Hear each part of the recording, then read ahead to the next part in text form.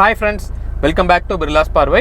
நம்ம காரை நின்னுட்டு இருக்கிற ஒரு கண்டிஷன்ல இருந்து ஃப்ரண்ட்ல மூவ் பண்ணணும் அப்படின்னா ஃபர்ஸ்ட் கியர் போட்டு தான் மூவ் பண்ணணுமா, ஏன் செகண்ட் கியர் போட்டு மூவ் பண்ண கூடாதா, மூவ் பண்ணா என்ன ஆகும் அப்படிங்கறத ரொம்ப டீடைல்டா ஒரு டெக்னிக்கலா ஒரு டெமோவோட இந்த வீடியோல பார்க்க போறோம். வீடியோக்குள்ள போறதுக்கு முன்னாடி என்னோட சேனலை இன்னும் சப்ஸ்கிரைப் பண்ணல அப்படின்னா சப்ஸ்கிரைப் பண்ணிக்கோங்க. பக்கத்துல இருக்க பெல் பட்டனை கிளிக் பண்ணிக்கோங்க. அப்பதான் நான் போடுற எஃபர்ட் உங்களை வந்து ரீச் ஆகும். இப்போ வீடியோக்குள்ள போலாம்.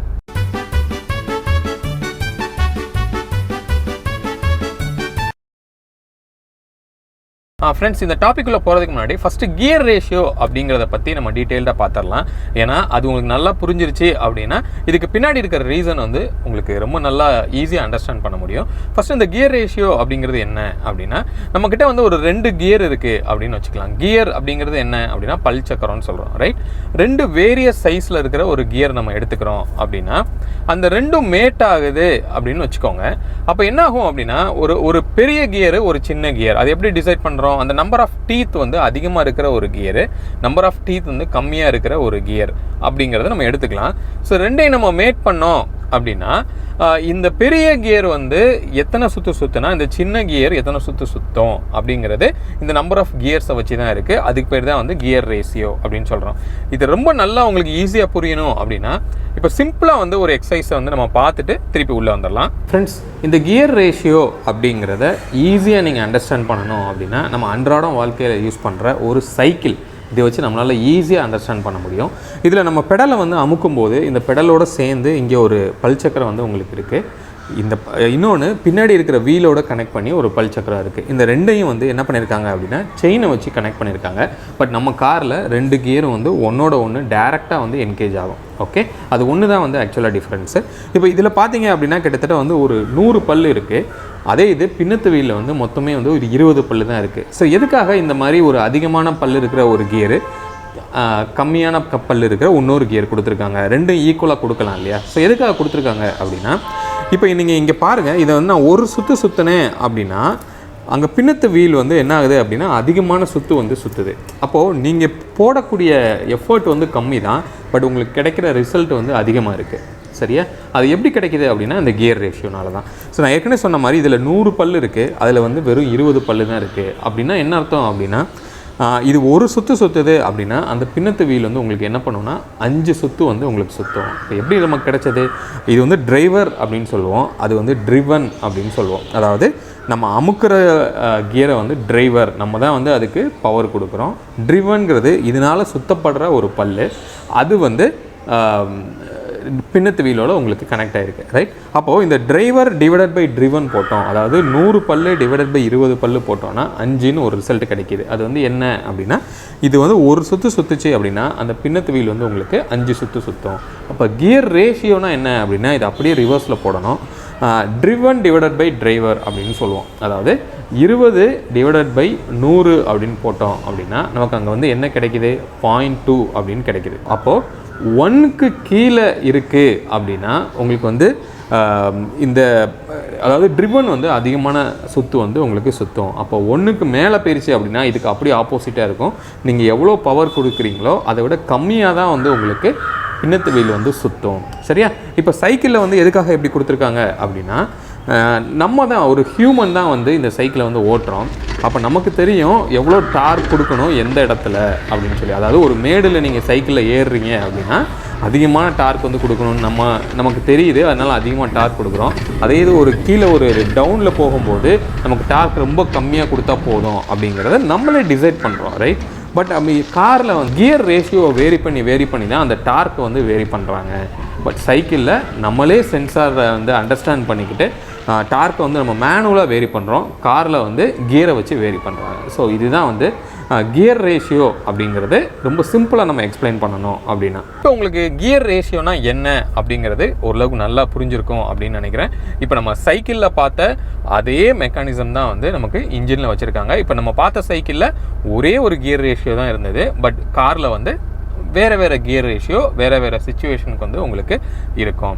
ஓகே, அப்போது எப்போல்லாம் வந்து உங்களுக்கு கியர் ரேஷியோ ரொம்ப அதிகமாக இருக்கோ அப்போ வந்து உங்களுக்கு டார்க் வந்து உங்களுக்கு அதிகமாக கிடைக்கும், ரைட்? இப்போ உதாரணத்துக்கு ஃபர்ஸ்ட் கியரோட கியர் ரேஷியோ என்னவாக இருக்கும் அப்படின்னா 3.48 அப்படின்னு சொல்லுவோம்.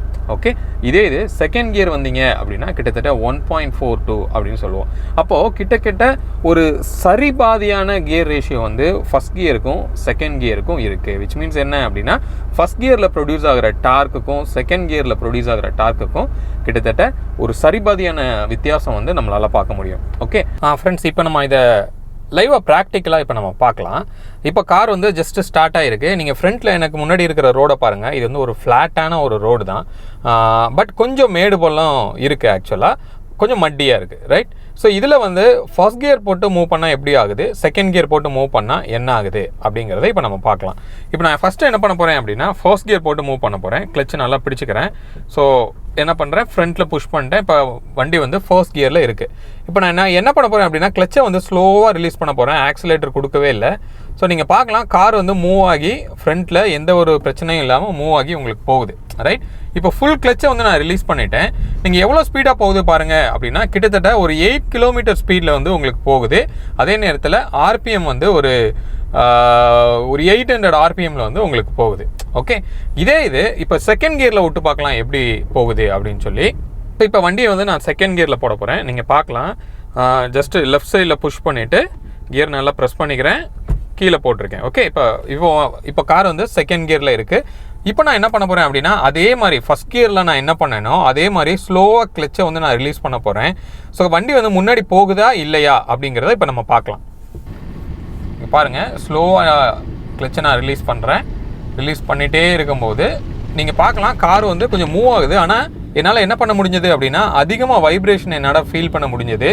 அதே நேரத்தில் இப்போ இன்ஜினே வந்து ஆஃப் ஆயிடுச்சு. எதனால் அப்படின்னா நமக்கு தேவையான டார்க் வந்து நமக்கு கிடைக்கல. ஏன் அப்படின்னா ரோடு வந்து கொஞ்சம் கீழே குண்டு குழியமாக இருக்கும்போது வீல் வந்து ஏதோ ஒரு டிப்புக்குள்ளே இருக்கிறதுனால ஃபார்வர்டில் எந்திரிச்சு முன்னாடி போகலை. அப்போது மோஸ்ட்லி செகண்ட் கியரில் நீங்கள் மூவ் பண்ணுறீங்க அப்படின்னா நீங்கள் என்ன பண்ண வேண்டியிருக்கும் அப்படின்னு வச்சுக்கோங்களேன், லைட்டாக வந்து நீங்கள் ஆக்சிலேட்டர் வந்து நீங்கள் பேரலாக கொடுக்க வேண்டியிருக்கும். ஓகே, இப்போ நீங்கள் என்னோடய பெடலை நீங்கள் பார்க்கலாம். நான் செகண்ட் கியரில் பெடலை ரிலீஸ் பண்ணுறேன், அதாவது கிளச்சை ரிலீஸ் பண்ணுறேன். அதே நேரத்தில் கொஞ்சம் ஆக்சிலேட்டரும் நான் வந்து கொடுக்குறேன். அப்புறமா என்னாச்சு, கார் வந்து ஃபார்வர்டில் மூவ் ஆகி உங்களுக்கு போகுது. ஓகே, இப்போ நீங்கள் ஃபுல்லாக கிளச்சை விட்டிங்கன்னா இப்போ கார் வந்து எவ்வளோ ஸ்பீடில் போகுதுன்னு பாருங்கள். கிட்டத்தட்ட ஒரு 10 to 12 கிலோமீட்டர் ஸ்பீடில் வந்து போகுது. ஆர்பிஎம் வந்து ஒரு மோர் தென் ஒரு 500 ஆர்பிஎம் வந்து இருக்குது. அப்போ ஆர்பிஎம் வந்து ரெடியூஸ் ஆகிருக்கு. அதே நேரத்தில் ஸ்பீடு வந்து இன்க்ரீஸ் ஆகிருக்கு. விச் மீன்ஸ் இதுக்கு பேர் என்ன அப்படின்னா டார்க் வந்து டார்க் வந்து கம்மியாக ப்ரொடியூஸ் ஆனதுனால உங்களுக்கு ஆர்பிஎம் வந்து உங்களுக்கு அந்த இடத்துல வந்து கம்மியாக வந்து உங்களுக்கு காமிக்குது. Okay, right. இப்போ இது இந்த ரோடு வந்து ஒரு மட்டியான ஒரு ரோடு தான். இந்த மட்டியான ஒரு ரோட்டில் வந்து நம்ம என்ன பண்ண போகிறோம் அப்படின்னா ரஷ் பண்ணி ஃபஸ்ட் கியரை வந்து நம்ம போட போகிறோம். அது உங்களுக்கு எந்த அளவுக்கு ஸ்லிப் ஆகுது அப்படின்னு நம்ம பார்க்கலாம். இது செகண்ட் கியர்லேயும் ரஷ் பண்ணி பார்க்கலாம். ஸோ இந்த ஸ்லிப்பேஜ் வந்து எதில் கம்மியாக இருக்குது அப்படின்னு இப்போ நம்ம பார்ப்போம். இப்போ நான் என்ன பண்ணுறேன் அப்படின்னா ஃபர்ஸ்ட் கியரில் வண்டியை கிளச்சை நல்லா பிடிச்சிக்கிட்டேன், ஃபர்ஸ்ட் கியரில் போட்டுட்டு நான் ஆக்சிலேட்டரை நல்லா ரைஸ் பண்ண போகிறேன். இப்போ நீங்கள் அஸ்யூம் பண்ணிக்கோங்க, நம்ம வந்து நல்ல ஒரு மட்டியான ஒரு ரோடில் இருக்கோம். நம்ம ஃபார்வர்டில் நல்லா ரஷ் பண்ணி போகணுங்கிற மாதிரியான ஒரு கண்டிஷன். ஓகே, இப்போ நான் என்ன பண்ணுறேன் அப்படின்னா கிளச்சை ரிலீஸ் பண்ணிவிட்டு நல்ல ஆக்சிலேட்டர் கொடுக்குறேன். அப்படின்னா தான் வண்டி என்ன ஆகும் அப்படின்னா நல்ல டார்க் ப்ரொடியூஸ் ஆகி ஃபார்வர்டில் ரஷ் பண்ணி முன்னாடி போகும். ஓகே, அப்படி போகும்போது வீல் என்ன ஆகுது அப்படின்னு நீங்கள் பாருங்கள்.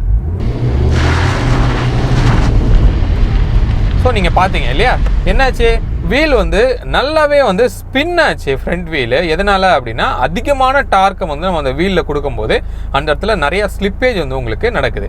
இப்போ இதை நம்ம என்ன பண்ண போகிறோம் அப்படின்னா செகண்ட் கியரில் ட்ரை பண்ண போகிறோம்.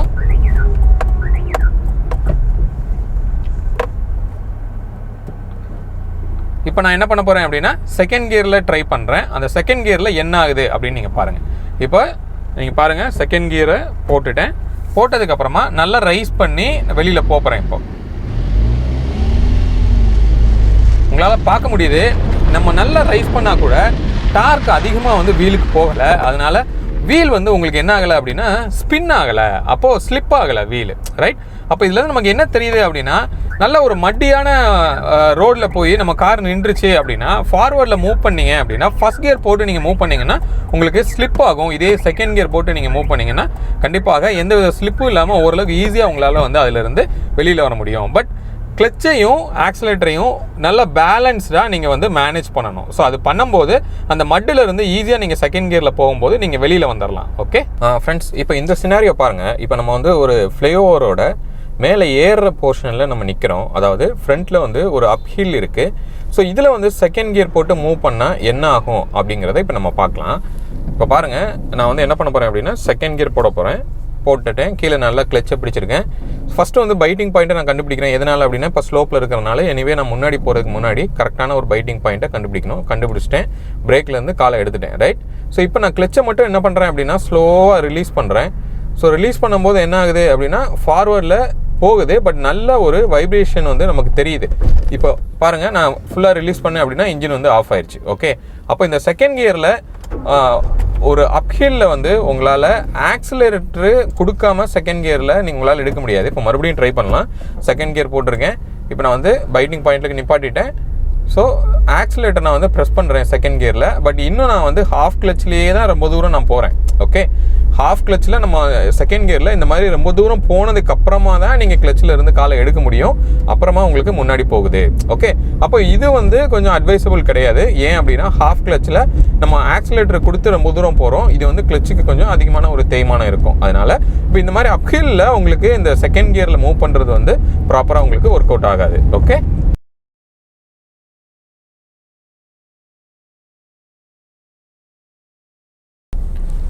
இப்போ நமக்கு ஃப்ரண்ட்டில் இருக்கிற சினாரியோ பாருங்கள். இது வந்து நல்ல ஒரு டவுன் ஹில்லு. இப்போ நம்ம ஃப்ளைஓவரில் ஒரு டவுன் போர்ஷனில் இப்போ நம்ம இருக்கோம். ரைட். ஸோ இப்போ வந்து செகண்ட் கியரில் நீங்கள் தாராளமாக மூவ் பண்ணலாம்.